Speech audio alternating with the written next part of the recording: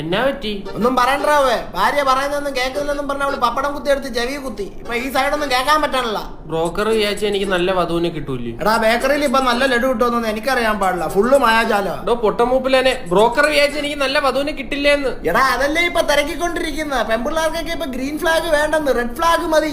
കമ്മ്യൂണിസ്റ്റുകാരെ മതിയോ പെണ്ണുങ്ങൾക്ക്? ഓ മോനെ, പെമ്പിള്ളാർ പറഞ്ഞ നീ വെറും പോഴയാന്ന്. ഒന്ന് കലിപ്പിച്ചൊന്ന് ദേശിക്ക് മോനെ.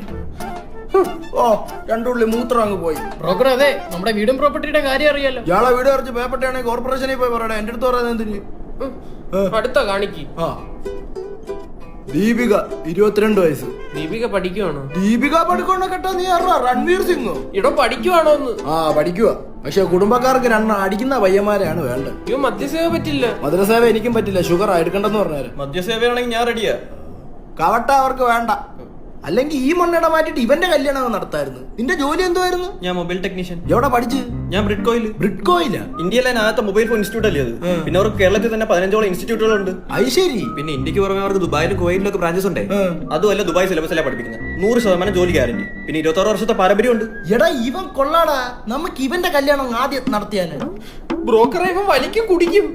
കല്യാണം ഫിക്സ്. ഞാൻ വലിക്കില്ല കുടിക്കില്ല. പോയി ചത്തൂടെടാ. നീ വാമന്